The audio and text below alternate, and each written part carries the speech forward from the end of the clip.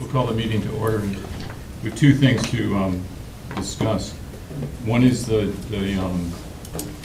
deer feeding or wild animal, I guess, feeding discussion. And the second one is the update of the city's comprehensive plan. So, I don't know are they in order on the agenda? They are, you can. Yeah. Okay, so we'll do the comprehensive plan first.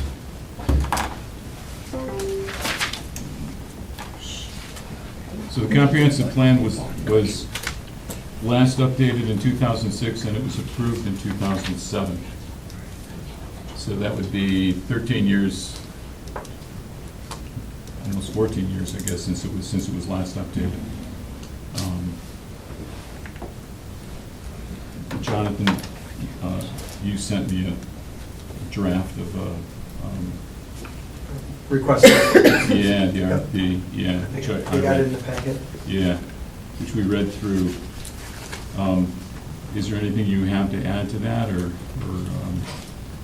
not? Just that it doesn't go into like real detail in terms of the exact kind of way it needs to be laid out. It gives general, here's the categories of things that we want it to address.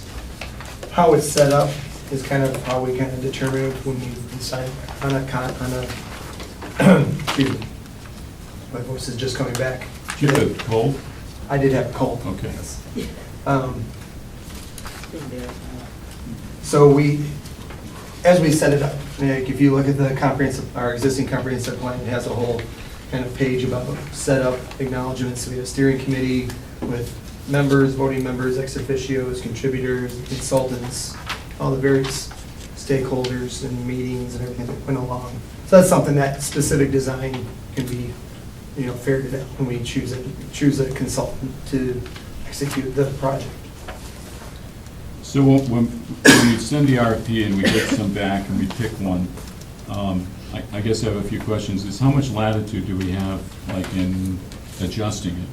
If there's things we want to add or things we don't want to do? Does it matter or not? It may be a price that they say, okay, here's what your RFP said, here's the price that we give. You could add additional things and it'll be this additional cost. It's usually not too hard to add more.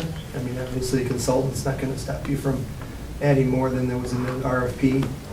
But it's good to kind of, for our budgeting purposes, to have a good idea of all the different pieces that we need, which kind of goes through the comprehensive plan elements that are on page 2 of the RFP. Right. Hits a lot of the basic things that are in any given comprehensive plan, particularly for a community of our size and age and development pattern.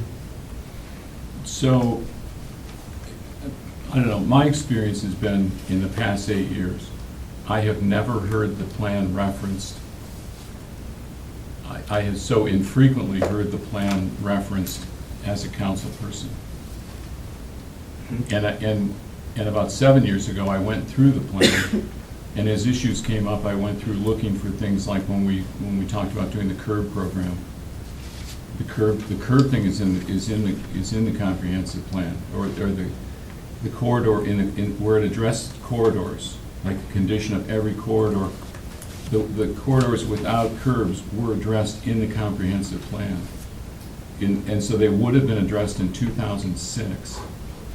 But I never heard those things ever brought up. And in all the things we do, which is about 200 ordinances a year, I guess I'm looking for, on the surface, it seems like it's a really smart thing to have a plan. It's kind of like an aerial view. It's not a real specific, but most of it's kind of aerial view. Yep. Of what we're looking at right now down the road. What do we want to change, or what do we want to improve, or what are the issues that we have? But, and you can correct me if I'm wrong, but I almost never, I never hear it referenced when we discuss issues. And I mean, I asked the president of council, I asked John when he came in, I said, have you ever done it? And he mentioned some obscure, long ago zoning issue that he peeked into the comprehensive plan and came up with.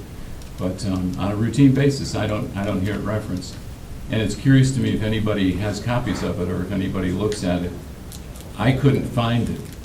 I called Kathy today because I looked on the city's website, which I know is supposed to be really easy to use. And I work for the city, and I had to have Kathy, I think from you, get it from you, because I couldn't find it, and I'm not sure Kathy could find it either on the website, but it is on the website.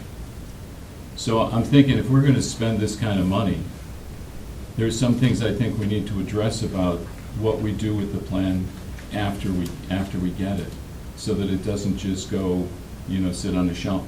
Because I looked it up, and I guess in the RFP, the proposal that we're sending out, they would make 10 copies like this. Like, did I read that in there? Is that what I read? Yeah, 10 physical copies. Okay, so we get just 10 to have- physical copies, and then the rest of it's just online. And, Well, we get a digital. I mean, we would want to get a digital. well, yeah, you want to get a digital copy, but it just seems to me that there's not a lot of action plan connected to the comprehensive plan. And if you go through it, we would want to go through it page by page, and we can look at the things that we actually address that are in the comprehensive plan. And some of them have been addressed really, really well. And I don't know if it was because they were in there, or if it's just the way the city operates, looking for things to do to improve the city, like the promotion of the downtown, the maintenance of the historic districts, all the things that we do like really, really well. But then there are so many other things that are in the comprehensive plan that we never mention and never really bring up, but some of the things were identified under the vision, the committee's vision, over and over and over and over again, but then we haven't really brought them up and discussed them even in the context of we could discuss it, and then if we determine, no, we can't do that, or it's too expensive, or don't want to do it now, but I've never seen those things, a lot of these things even discussed. So it seems like there needs to be connected with the comprehensive plan as we go forward, some form that it has a little more immediacy to our use when we get it. And someone ought to be responsible probably for the management of the plan to make sure that it is addressed when it's appropriate. And it probably there ought to be a determination that it would be routinely, it would be reviewed and updated. Because when I talk to companies that do these plans, and in our own plan, when we have, it says a minimum, it should be updated every 5 years. And when I talked to the companies that put them together, they said it should be updated at least every 5 years. And when you think about it, a lot of it's kind of boilerplate, like some of it's just not probably going to ever be updated because it's sort of, for the time being, or our lifetime, it is what it is. But it seems like it could be addressed as we go forward on an annual basis or semi-annual basis to, hey, let's take a look at this. And I know for a fact, because the 8 years I've been here, it's never been brought up, even though we know that it, it was completed in 2006. And then it became an issue only recently because we had the issue on the zoning issues. And the 2 zoning issues that we have, each one referenced the comprehensive plan. One because the comprehensive plan said, yes, this is what we should do, and one because it didn't say this is what we should do. Because it's not codified, it's just a plan. It's just a plan. So I think we have to, as we go forward, or if we go forward, I think we have to try to come up with a way to make the plan be useful so that there's a benefit from that expenditure. And council's responsibility as well, that we are more attuned to what's in the comprehensive plan as it relates to these different issues, so that we don't overlook things like sidewalk program, curb program, pocket parks, burying utility lines, all the things that were in that plan that have been in there for almost 14 years.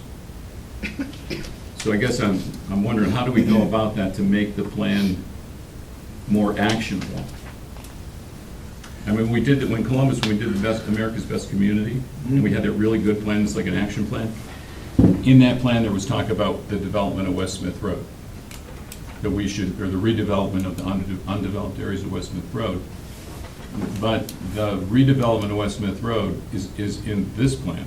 So, I mean, it was already in this plan in 2006.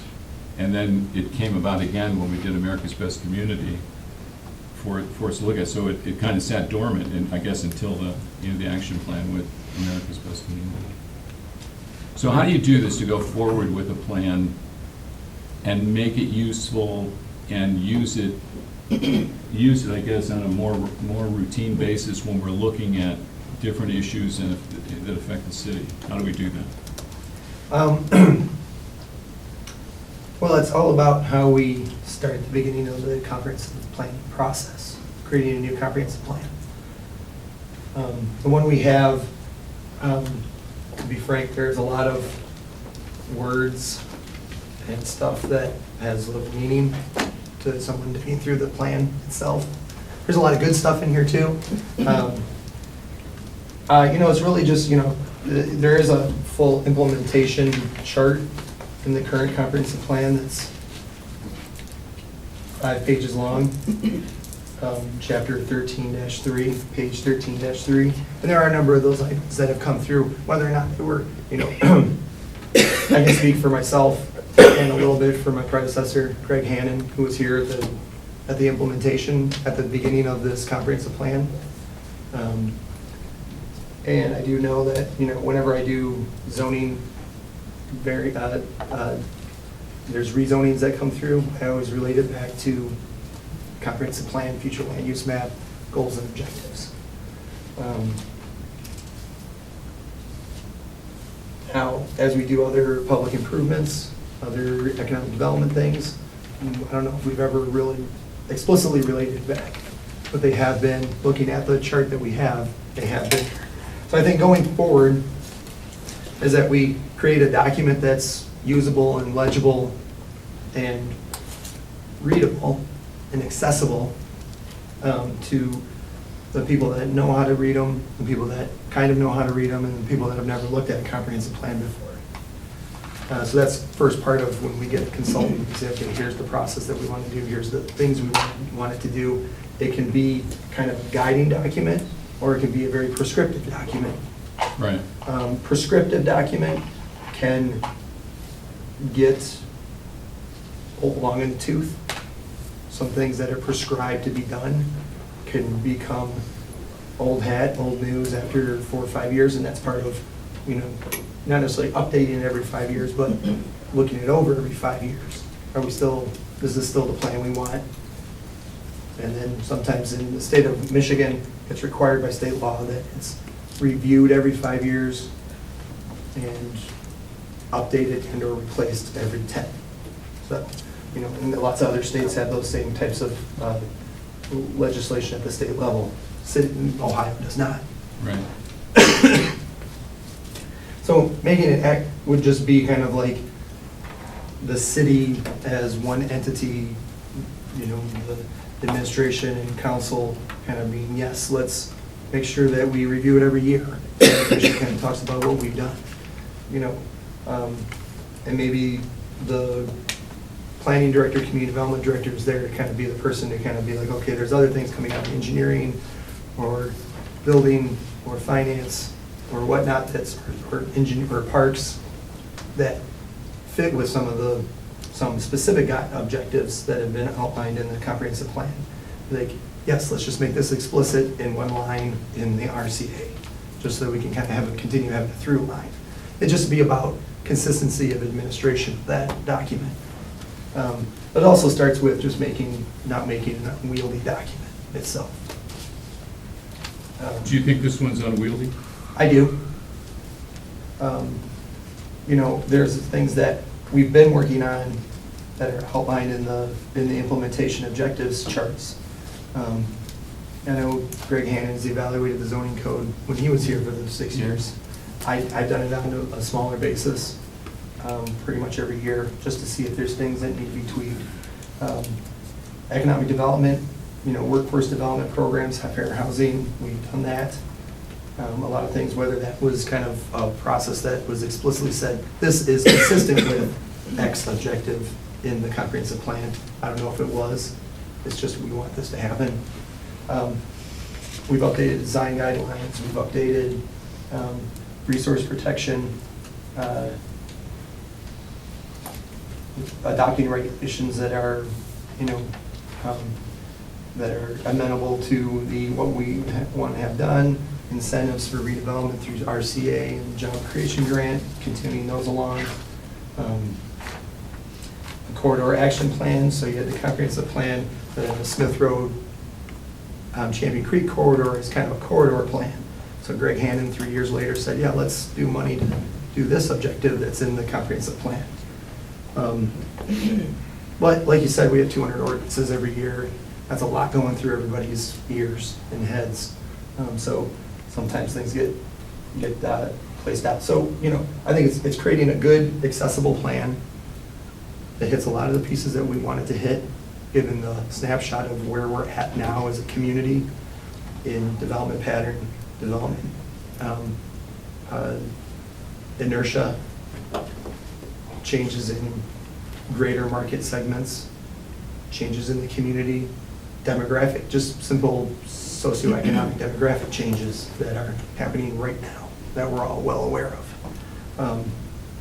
And then maybe just kind of doing objectives that are maybe not every single thing that encompasses 4.5 pages. Yeah, a lot And just of, keeping on that. a lot of it's redundant. I mean, a lot of the, when you go through it, a lot of the things about the mission or the visioning or whatever it was referred to as, it's just kind of, there's a lot of redundancy in it. And I think a lot of things that you could distill this down to probably a document that would really address the areas that we want, that we're looking at and need to be looked at in a long-term way. And then and once you do that, I think it would help you to it would help to make it more useful, because it wouldn't have so much in it that we're not going to look, we just don't need to look at. A lot of comprehensive plans go into a lot of depth about, police service and EMS services and utilities and park systems and thoroughfare plans. I think we're probably, the expansion of within the city of Medina of police services and EMS, I don't think there's going to be a dramatic increase to that probably, so it may not need its whole own section. Utilities is pretty much where it's going to be, in a comprehensive plan for a community that has greenfield development, you want to have a whole thing of like planning for infrastructure. We're planning for maintaining infrastructure at the stage we're at, so that may be a smaller piece. Are we going to create more parkland than we already have? Maybe, maybe not, so that might be a smaller, might be more of objectives of like continuing services. But land use is going to continue to change as we evolve, unless we want to, set the community in amber 100%, which I don't think we do. So land use is usually always a fairly sizable section. Economic development, improvement of infrastructure, aesthetics of corridors, and that kind of thing. So those are items that could still be in there. So if we go into it, I guess maybe a lot of it's about it is also about our own approach to it, I think. That when we put it together in a way that's, to look forward, but to do it in a realistic way, and to do it on the issues that we think we will be need to be looked at down the road, and to understand that it needs to have a relatively frequent review, not sit for 13 years basically, and not be, but even if it was every 5 years, which 5 years seems like a long time actually to me to make a review. But I think also if somebody could be the manager of the plan, somebody could be, this is the plan, and if there's an issue with it or a question about it, there's someone, manages the plan so that we don't lose track of the fact that it's sitting on the shelf or it's someplace in the website. Because it's not cheap to do. I think it's necessary to do, but I think it needs to be more, I guess we need to be more involved in the process, and council needs to be involved in the process when it's put together. And I think insist on those things so that we end up with a plan that we're comfortable with now, we think it addresses the future, and we will actually use it. I think that's what's important to me to go forward, I think. Yeah, I guess. Eric, you got anything? I agree with you. I think a plan is always important. I think there's activities that we can do as a council to specifically address these. Maybe once or twice a year we get together just to talk about what we've achieved and where we're going with it. So we put those in the calendar just as a reason to continuously look at it and see where we, as a city, need to focus our attention on where we want to go. Money-wise, it's expensive for every 5 years. There's a lot of things, looking through the plan, that, I mean, we haven't even got to yet. I don't know, as you said, 5 years is, 5 years too far apart. I don't even know if we need to, maybe a decade, I don't know. I guess we have to talk about that as a count, but we're definitely over that time period now, and I think this is a bit dated. We should be addressing it. But couldn't you, Jonathan, just to that point, it's expensive to, do like, okay, we want to update the plan. So we're going to give the plan then back to, whoever to do. Couldn't we update it? I mean, couldn't we look at the plan and, every 5 years and say, these are the things, these are just the specific things we think we need to change? Yeah, and in a lot of communities that I know planners in, and through several states around the Great Lakes region, the review is just a staff review, administrative within the Oh, it's not like a community. full- It's not hiring a consultant to review. Gotcha. Within a 5-year span, the planning director, planning staff can go back and be like, okay, here's things that we've done that relate back. And since we created it, we have made sure that even things not coming out of the planning department, community development department, it's addressed. So when Pat's redoing a street and we're adding such and such things, there's a line in the RCA that says, and this relates to such and such objective in the 2021 comprehensive plan. I mean, you have brought stuff to us occasionally about, I'm trying to think, remember that we changed the code for fences. You can't have a 6-foot fence go past your yard. And then we allowed people to put fences up if they run a corner because because their backyard actually faces a street, but it is a backyard. Remember, you brought those Yeah. changes to us. I guess it's those kinds of things that you could just simply address that and then, Yeah. and then text you wouldn't have amendments. to have a formal redo of the plan. Yeah, And so I- every 5 years could be just a review, administrative review. And in December, it's brought as, that year, here's the things that we've done in the last 5 years that relate directly back to the comprehensive plan. And then maybe every 10 years, it's kind of or there could be a review, here, let's tweak this one or these 4 objectives. And we just tweak it, it's not that big of an item. To do a brand-new replacement comprehensive plan, this process is costly, because it's good to have a third-party objective consultant that can come in, has the expertise of doing these types, because really the big cost of a comprehensive plan is not printing or writing the document. It's having the public meetings and having steering committee meetings and coalescing this information from SWOT analysis to a goals and objective chart Right. and a future land use map. That's the most costly part of it, and using that expertise that these consultants have doing these comprehensive plans all the time. And wrangling a public meeting where there's maybe 1 or 2 outliers that think it's taking out their livelihood or their house or something like that. It's kind of, that's the most costly part of a comprehensive plan, of a new comprehensive plan. And getting to the cost, I've been allocating money and carry forward the last 5 years, 6 years I've been here. So there's a fair amount in there to help us out to pay for the cost. We also, in the current allocation, CDBG allocation grant through the state of Ohio, we have $20,000 to help offset the cost as well.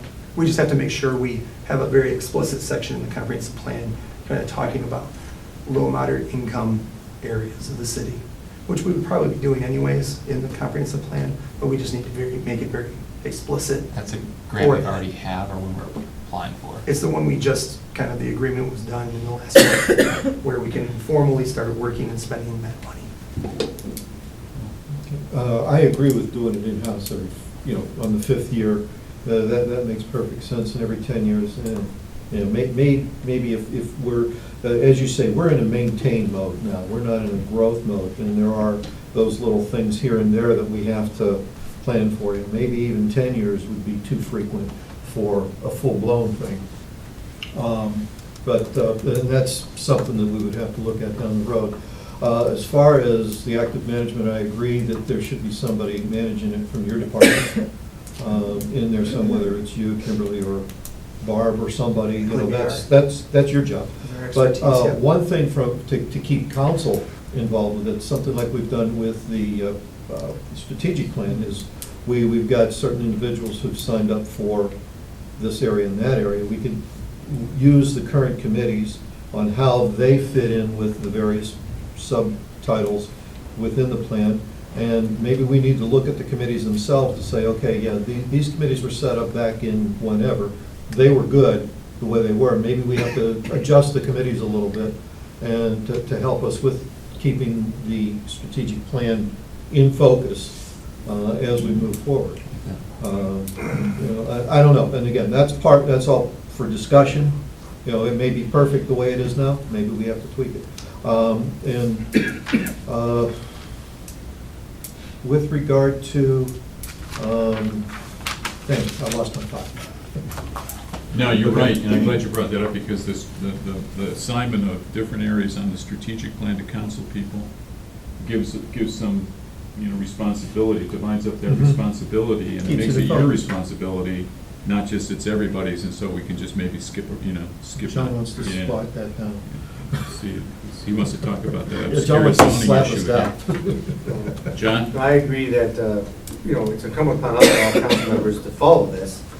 And also, we have the strategic plan that's underneath of it, that gives our goals. But if you're really serious about following it up, and Kathy will love this, we're supposed to have a meeting every year pursuant to council rules with the planning commission. I would just add to that, maybe in the planning commission, we review the strategic plan and the comprehensive plan at that time, or have it as a separate item in the rules of council and just add it to it. Because when we're all gone, somebody has to follow it. So maybe if you add it to the rules of council, that would be the way to do it. Yeah, that's Okay, a yep. good option too, I like that. Mhm. Yeah, thanks, John. Danny? I'm in favor of everything that has been said thus far. The only requirement that I would think is important is, in setting up the process again, is having maybe even a larger portion of community involvement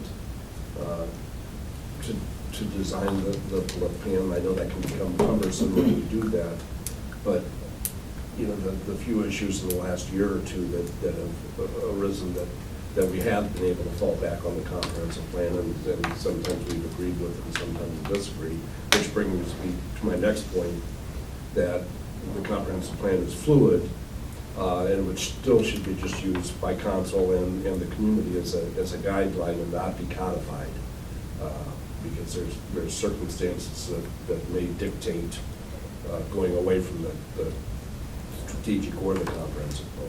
That's my only comments. Thank you. Yeah, thanks, Danny. Thanks, Jonathan, appreciate all your help on this. It was very- Yeah, so I think next steps would be, just to keep it moving, the special legislation committee wanted to vote and say, let's move Yeah. it on. Then I can do an RCA to send it to city council for the, for finance committee discussion at the December 9th meeting. And then, then it would probably just continue ordinance through January 13th meeting. And then RFP would go out sometime February. So, there might not be a consultant on for several months. Right. May, June of next year. And this type of process for the size of our community and the diversity and the size of our community, 12 to 18 months is more than sufficient for this type of process. Is that And I would try to the keep it results? from 18, closer to 12 than 18 Yeah. months, because then it can get kind of Is long. that the time the consultant is working with us, or until we get the final book? Or That would whatever? be consultant, hire the consultant, they start right away. Usually, the consultants that do this are able to start right away, and we just kind of coordinate. It might be another month after we decide on one.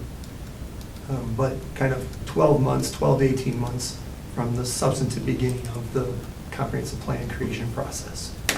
So that's, basically the first public meeting we have about it, or the first steering committee meeting. And in that interim, when we're kind of deciding on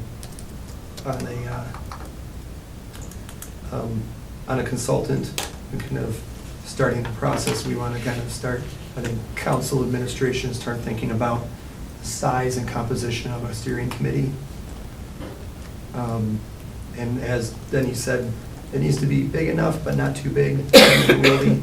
uh, and then ex officio people that we pull in, township representatives, and then just kind of like a schedule for public meetings.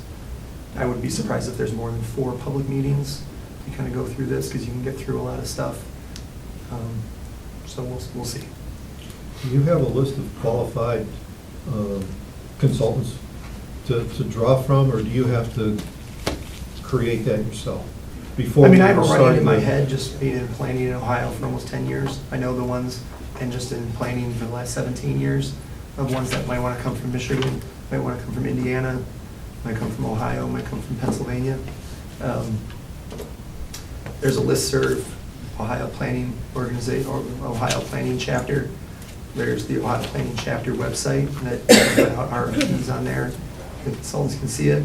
If council and everybody was okay with it, I could send it to specific consultants as well, once it's public.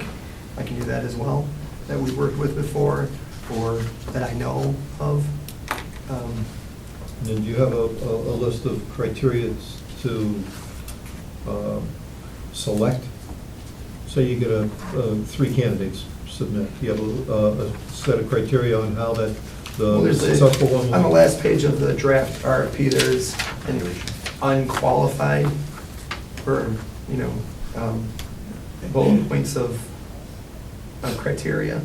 And I think we can decide if we want to kind of give a point system to that, just to kind of make it as objective as possible, but that's a pretty good All right. basis for it. And I'd work with Pat. Pat's the experienced one with doing criteria. Okay, you ready for a motion? No, the mayor wants. Well, I guess 2 things. If we're going to permit people after the RFPs that we want to add things, then I'd prefer that the RFP say that in light of previous lawsuits that we've experienced. It would make more sense to have just a kind of a catch-all that any other items that the city desires or directs on a hourly basis or a cost per project basis, something like that gives us a little bit of leeway as opposed to not having it in there and then we change it and somebody after the fact says something. I guess. Agreed. Okay. My other overall look at this is, and I think it's where Bill started about being a big view. So I see this more as visionary of, large topics, like safety forces may include EMS, fire, police, or something we don't even have today. Just for the overall safety, that we want to continue to improve and continue to equip all those things. Same with like pedestrian, bike, safety, might be walking paths, might be paths in the park, might be curbs, might be sidewalk programs. And the reason I say these things is, I'm sure back 13 years ago, all these things seemed like good ideas. And back to your point, Bill, of, some were done and some weren't done. At the end of the day, we still have a fixed amount of dollars and different things are competing for those. And short of raising taxes, we're doing everything we can to bring new business in, create new jobs, increase the income tax. The property values are going up, the economy's great, but at the end of the day, 1.25% with a partial credit only goes so far. And when you look at our own county, Brunswick's at 2%, in addition to a safety forces levy, and I think Wadsworth's at 1.85, my memory serves me correct. And I think they might also have a street levy in addition to that. So I just offer that in that we can do all these things, but the money only goes so far.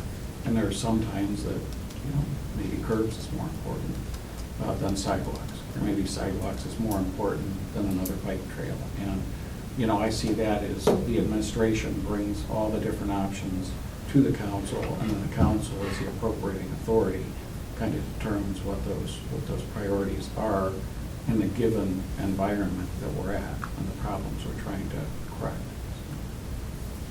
Yeah, it's a good point. My point wasn't so much about money. My point was more, we have all this stuff in here for 13 years, and I'm not sure, you know, how often we even took a look to see what we had in there. You know, I mean, I looked through it and I was surprised to see some things were in there at all. And that, to me, kind of spoke to, there was definitely time to update it, you know, because if we've got these things listed in here that a group of people wanted to do in 2006, maybe, and we have addressed some, maybe the others, we're not gonna, you know, maybe they're not even actionable anymore. You know, we need to update this so that we have things that we can look at, and that's why I said in the beginning, it really, it's like like an airplane view. Right. This is what we wanna do. It's the big picture thing, and then it's up to the administration and council to sort through the nuts and bolts of each little part of that big thing. I mean, so I agree with you, you know. And I know Jonathan, you know, with the committees that he shepherds, there are times in those documents where the comprehensive plan is mentioned or tied into what's being discussed, as well as, I think, with some of the RCAs that he put in when we're changing the actual planning and zoning code, references back to it. And I think it likely impacts or is more directly related to his operations, yeah, than it is most of the other city. I know Kimberly has to run to another meeting, so. Thank you, Mr. Chairman. So, I believe when I first started, I read through that, and I'd have to probably read it again just to refresh my memory, but I would like to be involved from an economic development perspective in the updating process, because with us being mostly built out for industrial zone land, and Jonathan and I have had these conversations, I really feel strongly that we need to have some, I don't know, either a section or some policy where when we're vetting these economic development projects, that we are really looking at the ones that give us the highest and best use of the land in terms of generating income tax dollars. If our ultimate goal is to keep the income tax at the 1.25%, then we really need to be looking at that land use and what's going to bring in the most jobs. So that's my interest in this planning process, and also looking at, and Jonathan kind of touched on this, the infrastructure, so like the property that the city is going to be transferring over to the CIC once all that goes through the final stages of the plat and dedication of Commerce Drive and those couple parcels, and the infrastructure around that to bring in new businesses.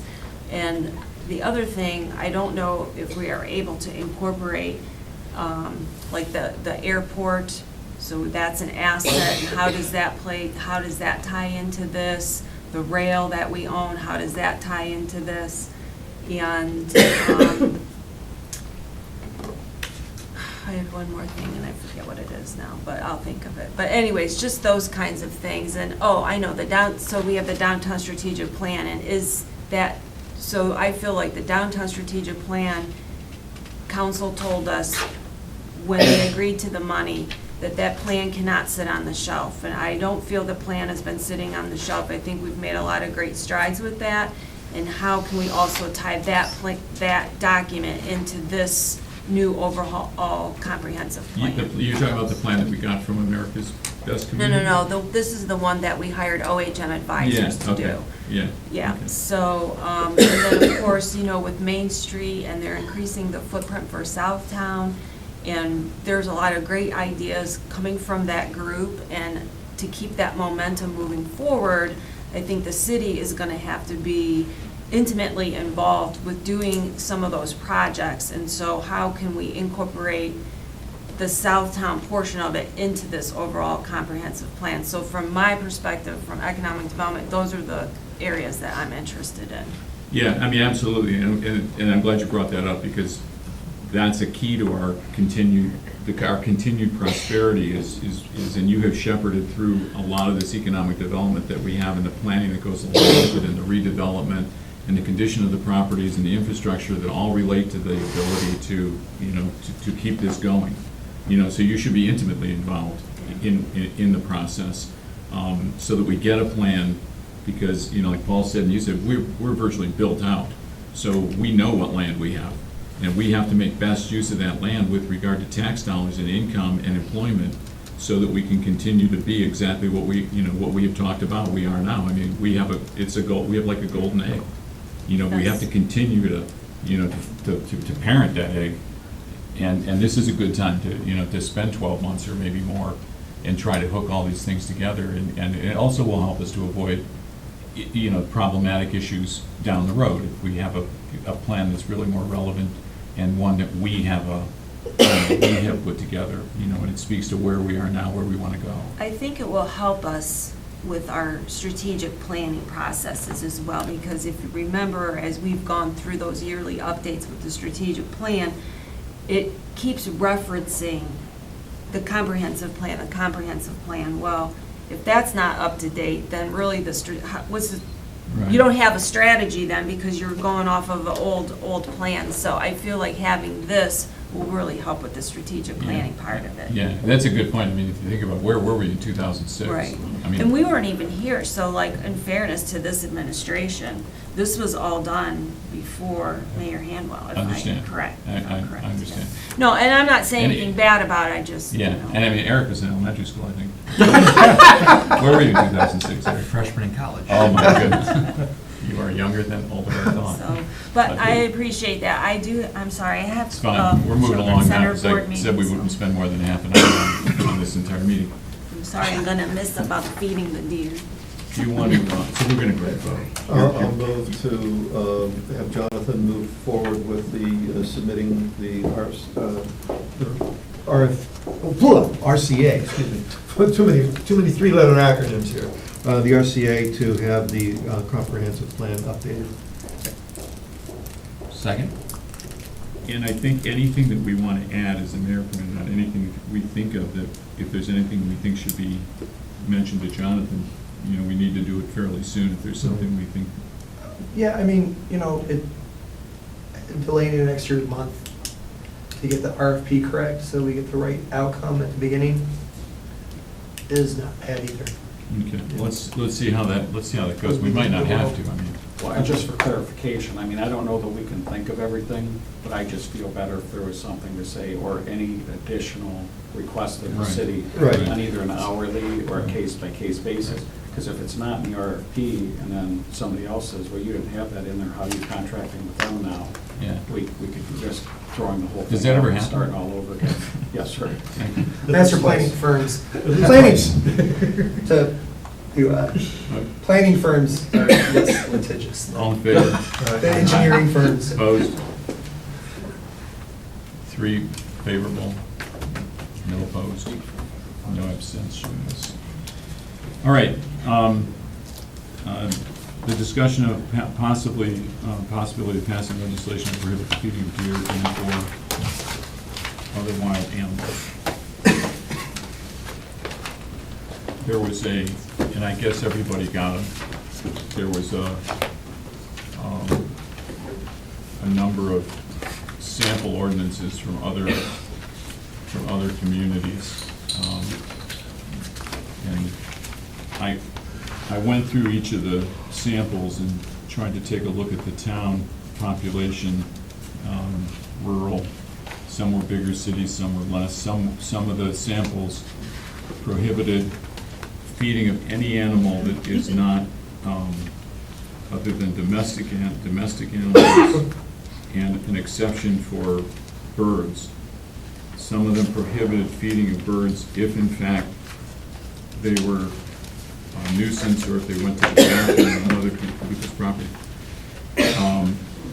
Some of them specified the height of a bird feeder, and most of them prohibited putting food out, which would specifically be food out for any animal that wasn't a domestic animal, and I guess a pet. So my overview of the ordinances that Kathy, did you get these? Mhm. Yeah, that Kathy got for us. Thank you. Yeah, was really pretty informative, because my understanding, I think it was it 6 years ago, Kathy? Did you look it up? I didn't. Okay. I think it was about 6 years ago when this became a really big issue. I mean, it became a big issue, and we took a look at how can you prohibit feeding of wild animals, and at the time, the law director said that you could only do that if you included everything, which included birds. And then these ordinances appear to not necessarily include birds, even though they do include you're prohibited from feeding birds that are like seabirds and some other types of birds. Yeah, songbirds you can feed. Keep songbirds, right? So, and the law director's not here, and I didn't have a chance to talk to him today. I called him, but he initially said that you couldn't say prohibiting feeding wild animals unless you did everything. And then the other issue that we had was the issue of enforcement. So I talked to some out of the city enforcement people today, and I talked to some city enforcement people today, and tried to get a handle on how you would actually enforce the feeding. And my understanding is that someone would have to report you, and then the police would have to come on site and see you doing the feeding, and then you could be charged with anything from a minor misdemeanor right on up to a fourth degree misdemeanor, which is a jail.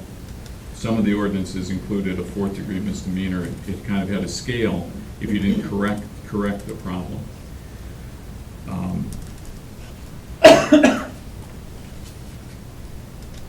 So I guess those would be, as we have the discussion, I guess those would be my two questions. Is number one, can you in fact simply specify certain animals that you cannot feed? And then if you cannot feed them, how do you enforce that? And I don't really have an answer for that enforcement, how you would do it, and the people I talked to did not know how you would enforce that as well. So I'm not sure that if we could legally put an ordinance together that specifically prohibited the feeding of wild animals or the feeding of deer. I don't know, number one, if we can, but then secondly, I'm not sure that it would actually diminish the size of the deer population in town, because deer also eat a majority of other things. And I mean, I have 4 bird feeders, and one of them might be 5 feet tall, I'm not really sure. But somebody would have to measure the bird feeder. But I know this for a fact, when I put the bird feed out, the birds eat it, and I know the chipmunks eat it, and I know the squirrels eat it, and I know a lot of it falls on the ground. And when I go out in the morning and the bird feeders are absolutely empty, the seed like that the birds don't want, it's because the deer have come and eaten the bird seed out of the bird feeders. So I'm not sure if I'm feeding the wild animals or if I'm not sure how that ordinance would work. So those to me are the two questions that we would have to answer. And then, in fact, the majority of the deer that are in town are eating is probably vegetation. And we're not prohibiting people from planting vegetation that deer want to eat. So those would be my basic questions as we make this discussion. Danny? 6 years ago, I'm the one that brought it to the attention of Mr. Huber, because living in Forest Meadows, I had several neighbors that wanted a ordinance passed, was very adamant about it because of damage to their property from neighbors who were feeding specifically everything, deer, raccoons, you name it. But the big problem was the running from the deers going through their neighbor's yard, so they were requesting for me, and it wasn't just one family, it was several. And I contacted Mr. Huber, and he did research several counties in Ohio and counties in Pennsylvania, I believe it's either Indiana or Illinois, I'm not sure. Basically the same thing that you said, that you couldn't just specifically put out an ordinance saying you can't feed deer. It had to be all wildlife, and at that time, 6 years ago, it included birds, so I don't know where. But I guess any community can pass an ordinance, but whether it's actually legal to do that or not. But from the communities that he actually talked to that had the ordinances, the biggest problem they had with it was the enforcement. they, neighbors, or people that would be calling the police to report a neighbor feeding the animals were upset with the police because they couldn't do anything because the police didn't actually witness them feeding it, which is part of the, like you mentioned, the stipulation. So that's why we didn't go forward with the ordinance. I know Mr. Rose brought up a few meetings ago about maybe erecting signs throughout the city of asking people not to feed the deer, because the deer seems to be the biggest problem along with the Canadian geese. Me personally, I think that would be a good start of putting up some signs, even though we put it in our water bills periodically, and there's been newspaper articles asking people not to feed the deer. I agree with you, it's not just the people feeding the deer, but they're in for the vegetation too, so. Yeah, thanks, Dan. Paul? With regard to feeding any animal, I think we should just, whatever we do, we just ban the feeding of all wild animals. Too many times when I'm walking through Reagan Park, the deer just, they come up to us. Forest Meadows Lake, the fowl come up to us. It's because people are feeding them. They're becoming a hazard to humans. They're not afraid of humans. They're becoming dependent on humans for food. Your example with the bird feeders is not unlike what we have. My wife used to have a bird feeder out there for the sparrows, and it was nice watching that. Then the blue jays came in and blew it up, threw the food everywhere, scared the sparrows away. The food that ended up down on the ground, the ducks and the geese came from the lake over there, and then the skunks are coming. So my wife got rid of that, put up a hummingbird feeder. Okay, now we have yellow jackets. So now we have nothing. Okay, all right? Because as soon, it's a case of a well-intended, we're going to help something, and then the bad element comes in and blows it up. So that's why I think we need to just ban the feeding of all wild animals. Hang on just a second, John. All right, because you go to a national park, and you see signs everywhere, don't feed the animals. And why? For the very reasons that I said. They'll become dependent on humans for their food. They'll lose their ability to find their own food to feed for themselves. Do people grow special flowers because they'll eat hostas? Yeah, maybe. I don't know. My sister lives in Pennsylvania. She's got hostas everywhere. The deer don't come near them. Okay, but they eat other things in their yards. So maybe it's a local delicacy or something for the deer. I don't know. But I think as far as putting out feed for animals, feral cats, deer, salt licks, deer corn, what have you, I think that those things can be banned and should be banned. If there's feed corn on somebody's yard, then yeah, they're guilty. But if you just have the feed corn, I mean. Well, why would you have it? Well, like if you go buy those corn stalks that have corn on them, because I have bought those corn stalks, and then when I took the corn stalks down, something did eat the corn. I didn't intend to do that, but the way the law is, it isn't if you have the food there. You'd have to see somebody. You'd have to see it happening. I don't know how you. And I understand what you're saying, but we don't want to pass an ordinance that sends a message. I mean, because we don't want to pass a law that sends a message, because we can send a message if we want to. And I don't think I don't know, I can't imagine the time it would take if you were policing to try to enforce that minor misdemeanor and then take it to court. Yeah. I mean, I guess I think that when Jensen and I and the administration worked on that policy, whatever it was 5 or 6 years ago, it was so that there was a comprehensive menu that people could look at and say, if I have a problem with a deer, this is what we'll do. A city employee will come out to your property once, we'll look at it, we'll make suggestions, we'll talk to you about deterrence from deer, things you can do. And it listed like I did. I bought some stuff at a Home Depot this year because I didn't want some of my flowers to get, and I sprayed them. And as long as I did it regularly, they stayed. And when I forgot to do it, they got eaten.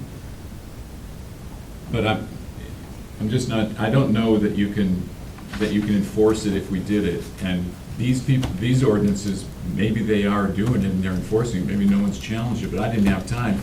Kathy got us the ordinances, but we don't even know if anybody has ever been, if anybody since any of these passed has ever been charged with feeding wild animals.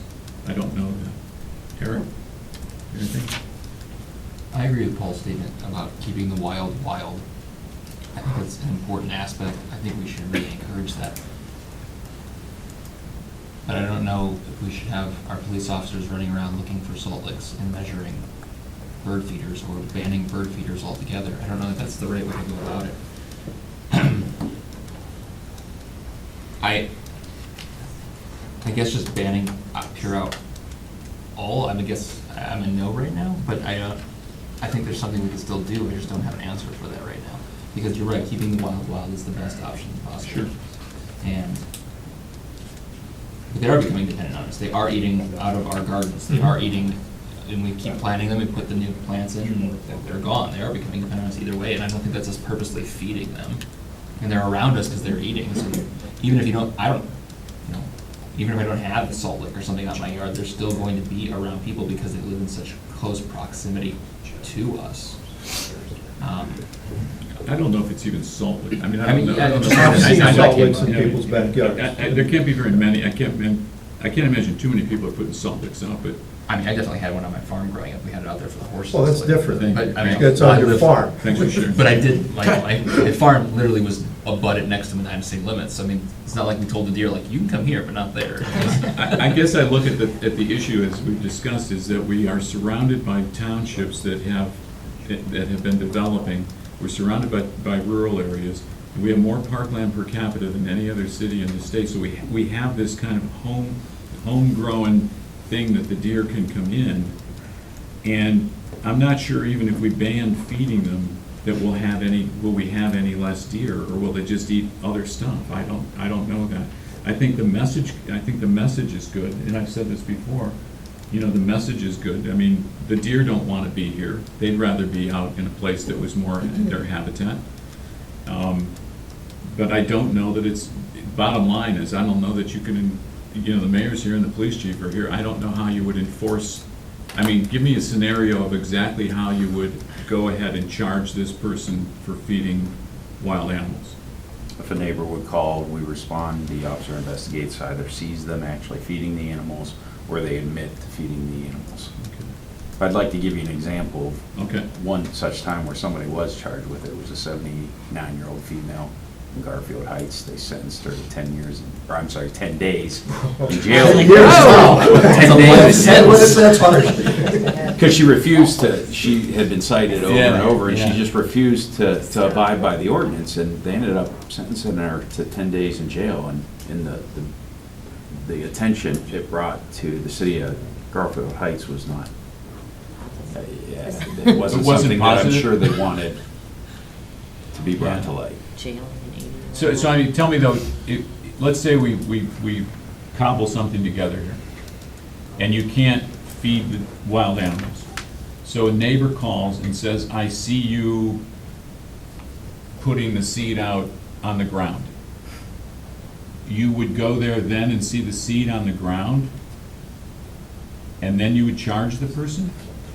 No, if we had somebody that actually filed a complaint, we would send an officer to investigate. And And I don't think simply having the seed on the ground, because Some- these, these ordinances that we have though, you cannot, the seed has to be like in a 5-foot, you cannot put it on the ground. our investigation would be dictated by what our city ordinance And if it said would you be. can't put the seed on the ground, then we would, what if the person just said, I didn't put it there? Well, first of all, the minor misdemeanor, it has to be witnessed by the officer, Yeah. unless you can get, as the chief said, an admission. The person says, hey, your neighbor said you were throwing this out and attracting the deer, the duck, or whatever it is. And they say, yeah, I like them in my yard. Well, that's a violation of this ordinance here. Now, if they've been warned before, then you could charge that person because of the admission. Yeah. If the person says, yeah, I don't know how the seed got there, the neighbor said they're the ones that threw it, the best we could do is write a report and send it over to the prosecutor's office with a statement from each, one denying it, one saying they saw him do it, and let them make a determination whether or not they think they can file that case. I guess in between both of those is a videotape of you know, the neighbors saying, you know, look, they do this all the time. Every time the officers come out, they deny it. Prosecutor's office won't accept it. So I set up a video camera showing them, again, if it's unwitnessed by the officer, a minor misdemeanor unwitnessed by the officer and no admission, it's still gonna take the prosecutors to review the case, agree that they think the video evidence is credible enough and clear enough to convict them, and then file a complaint. That's the way it would have to happen. There are even misdemeanors, not just minor misdemeanors, even misdemeanors that are unwitnessed by officers, with a few exceptions like domestic violence and theft and things like that. If it's unwitnessed, then the prosecutor's office has to pre-authorize them unless it's witnessed by the officer. So it's not undoable, it's just a lot more complicated. It takes time, it's not immediate. So what I'm hearing you saying, though, for those people who are problem feeders, if you will, this would work. For those people, oh geez, I was unaware, and they don't do it again, it's not a problem. Well, like we Okay. do with most ordinances, I mean, especially a new ordinance, such as this, should we craft one, and Mr. Huber's okay with it legally, then I would think there'd be a learning curve, you know, where we get a couple complaints, we might write them a warning, we may talk to them once and write a written warning, or talk to them once and then come back and write a written warning for the second. But once we create that database that, look, whether you say you knew about it or not, 2 different occasions, you've been told about the ordinance, maybe even provided a copy of it, well, then it's probably time for a citation if it's in violation of the ordinance. It's kind of like speeding. You know, you stop them once, you look at their record, they've never been charged. You know, I didn't know it was a 25 versus a 35. We're probably not going to charge them every time we stop somebody within reason. I mean, if they're going 100. But in the same respect, you know, our system is good enough that we can see everything our city is doing. We can see everything Montville's doing, Medina Township's doing, the sheriff's department is doing. So this person that's not a speeder has been stopped for 3 or 4 times and either warned or cited for speed, then the chances of getting another warning are diminished as a result of that investigation. That's the advantage in today's world of having that data readily at hand. John? How many citations for the Pooper Scooper ordinance? I don't know that offhand, but I would assume very few. I think the exact same thing as this, pretty much. You had to catch them pooping. Pooping in house pooping. And not cleaning. I guess the other thing is the social implications of that scenario, which is the neighbor videoing the other neighbor, which really doesn't make for really great, you know, we talked about, when we did the brick road, Yes, sir. we talked about how that was so contorted that it kind of pitted the pro-brick, get rid of the brick. Again, we wanted to change that, and so I guess the harshness of that idea to me, that the way you would really enforce this is to videotape your neighbor.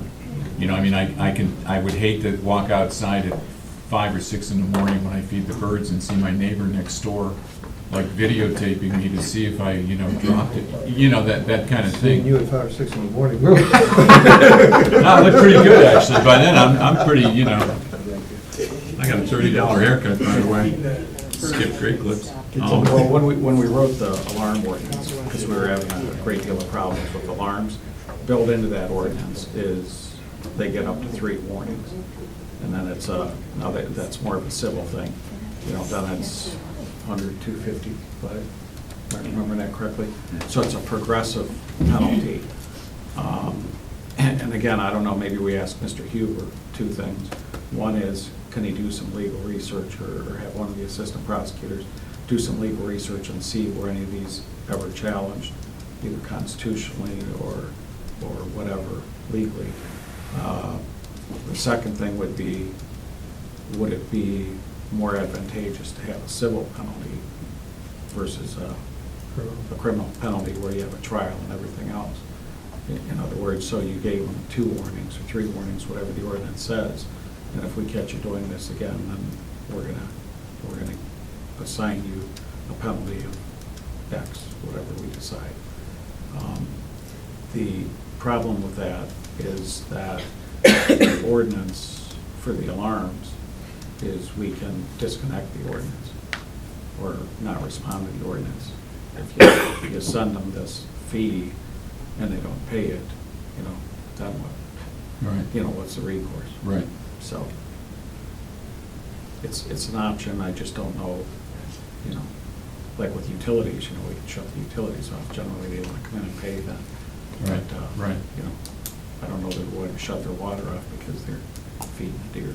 It's one option, though. Yes, sir. That gets your their attention. Definitely get their attention. John, did you have another comment? Well, just listening, we were talking about it, I just mentioned, we're a city of 26,000. We're trying to pass a law that affects 100 people that may violate. If that many. If that matters. So what are we doing? Right. We're doing exactly what government does. We're passing a law to target less than 100 people over 26,000. What are we doing? We're discussing a law. I disagree with that, though. John, I think we're having I think the idea, and I think that's the reason Paul brought it, was the idea is this is an issue, this is an issue to, there are people that this is an issue to, and it's concern to them. And so we're having a discussion, Right, but I and- agree with you, go to those 100 people or whatever and have direct conversations with them instead of passing a law. right, I agree. I mean, I said in the beginning, I just don't know that we want to pass a law to send a message. There are things I have brought up in the past that basically the feedback I got was, we don't want to pass a law to send we don't want to pass a law and do it another way. And I just think that's the better way to do it. I can't, it's unimaginable to me that we would charge somebody, or, like the example you gave, I mean, a woman who must have really loved her, how there are people like that, they probably don't eat themselves and they spend their money buying food for wild animals and they have feral cats on their porch. That really, because that's what their thing is, and then what do? You fine them or put them in jail. That would be unimaginable to me that we would want to do that. But Paul has a point. There are people, just like there are people that they put pictures. I see them on Facebook all the time. Look at the deer in my backyard. I love it. And I see them all the time. I love the deer in my backyard.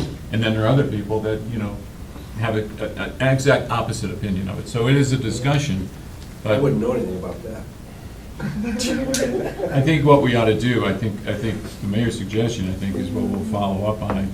I think we'll, I'll talk to the law director, show him these, he can go through the ordinances and see, because like I said, whether it was 5 or 6 years ago, he was very clear when we first brought this up, that you could not specify. And frequently, what he says, or, Greg says is, they may have done, just because somebody else is doing it doesn't mean that it'll hold up. And then I still think there is that huge issue of the cost of the policing and the fact that you would have to go through any kind of process to go to court, and I still think the enforcing thing is kind of a weird thing. Denny? And I still like Paul's original as a starting point while you're researching it through Mr. Huber. A sign that says, "For safety, please do not feed the deer." And then we can later get to address the geese, the ducks, and the feral cats. But the deer seems, at least from the complaints that I have got over the years, has been about the deer. And I think that would be a good starting point, and to continue to put it in our water bill, in the press when it's appropriate. But I think maybe we could look at that with us having the ability to put make the signs now. I thought that was a good suggestion, Paul. For safety reasons, please don't feed the deer. Feed any wild animal, because like I said, they don't run away from you in Reagan Park. They come running up to you around the lakes because they're expecting to be fed. They're losing their innate instinct. We're harming them. We're not helping them, we're harming them. I don't care how people they look. I understand I don't that. care how wonderful people think they are. It's- They're hurting them. They're not helping them. It's the deer that we hear about that are hit by cars and, Yeah. that. 4 deer, Ohio, New Jersey, West Virginia, and Pennsylvania. And Okay? And I would just, like I said, you made the suggestion before about the sign for the deer. I thought that was a good suggestion. Thank you. I have a pet chipmunk I feed. Yeah, Jess? but Alvin doesn't count. I was just thinking that as well. So my question is, has it been determined that this is as big of a problem that it warrants the cost that's going to be involved with enforcing it? Because in my mind, I'm thinking I would rather have my police force enforcing other things rather than going out. Because the people that seem to be riled up about the deer population are going to call. And you're going to get an influx of calls of people reporting their neighbors. That's just how people are when they get excited about something. So is it cost effective to deploy our police department to come out and try to enforce these? Is it cost effective for us to come out and measure bird feeders? Is it cost effective to put an 80-year-old woman in jail for 10 days? It's not cheap to jail someone. And are we going to waste our funds putting someone in jail for 10 days for, as you said, a population of what, 100 people? The signs, I think, are a great idea, but I think that the people that really are hardcore about loving their deer and posting them on Facebook are not going to adhere to the signs. They're not going to pay attention. I think it's pretty obvious that we're not supposed to feed the deer and that it is a problem. I don't think that those people are going to listen, and there is a cost associated with putting up signage as well. The water bill, the cost is pretty low to continue to put that in, but then again, not a lot of people even read what's in their water bill. So my question is, has this been deemed a big enough problem that we're willing to put all of this behind it and pass an ordinance? Well, $10,000 worth of damage on 2 cars in 2 weeks, okay? That's the type of problem we have with the deer. That's my problem, okay? All right, and I know I'm not the only person who's hit a deer in this town, ever, okay? There are a lot of people, so you gotta look at the overall cost of everything, okay? Because it only cost me $1,000 out of my pocket, but that insurance cost spread out to everybody in this room and everybody else who has car insurance, okay? It's not just this little microcosm of Medina, it's the whole ecosystem that we have to look at. And are we hurting them? Yeah, the deer are being forced out of their normal habitat from wherever to come to the city because we do have all of that. All right, but if we discontinue feeding them through putting out salt licks and deer feed and all that other good stuff, and let them just forage for themselves on the other things that are out there. If you ever watch how the deer pattern, they go from spot to spot to spot. They don't stay in one place there and eat all the food and then, geez, I'm hungry. No, they walk around. They find their food. All right, if we decrease the reasons for them to come into the city, I think we will be helping them and to forage for themselves, as well as helping the residents of the city in reducing the amount of damage that they have on their properties because of the wildlife. So in answer to my question, you're saying, yes, this has been deemed a large enough problem that we Well, we're are- still investigating. Okay. I And where think do it- the deer go when you stop? I don't know if it's 100 people or, Well, that was just a- or just 200 a people or number, 300, because we've heard it, we do hear it different times. It's interesting, though, this year, when we did our neighborhood meetings, it never came, for a while, the neighborhood meetings, it used to come up a lot. And then after Jensen worked on that plan, Yeah. I noticed this year when we went to the meetings, no one brought it up, even though we probably have more, I think we have more deer now than we probably maybe had then, because it seemed like it was a pretty good year for deer. But I'm not convinced that if we said you can't feed birds and we got rid of all bird seed and nobody fed them, I'm not convinced that any of them would go anywhere, because they're just here. And I think they would eat whatever they can, they would just eat whatever they can eat, because whatever they eat out of my bird feeder could sustain the 3 deer that seem to spend a lot of time in my backyard. You're right, the short term, I would agree with you, but the overall term, well, geez, we can't come here, there's no food, we gotta go someplace else. They would evolve to someplace else. I just think it's more of an issue of the deer don't want to be in the very urban area of the town. The deer want to be in a better environment. That's how I view it, what would be better for them. And I think what we'll do is I'll talk to the law director, we'll go through these. Do you want to or want me to? Yeah, you can too, and you and I can talk, and we can just see what we think is, is doable. Right. And then we'll come back. But, it isn't unhealthy to have, John, it's not unhealthy to just have the discussion, because, it's an issue that's been raised, and it's an issue that Paul thought was important, and other people thought was important. So it's just good to have the discussion. Yeah. There's nothing wrong with that. So Get home just so and talk you'll with be able Jeopardy. to sleep tonight, what happened in that Garfield Heights case, if it's the one, chief, I'm thinking of. So this lady, of course, the news channels are all over it, and, they're gonna put this lady in jail. And she admits, yeah, they cited me this many times, and I kept feeding the deer, because I like to see the deer. So she ended up going back, the judge let her come back to court, and I don't know if she signed an affidavit or just agreed on the record that, look, you don't have to put me in jail for 10 days, I'll quit feeding the deer.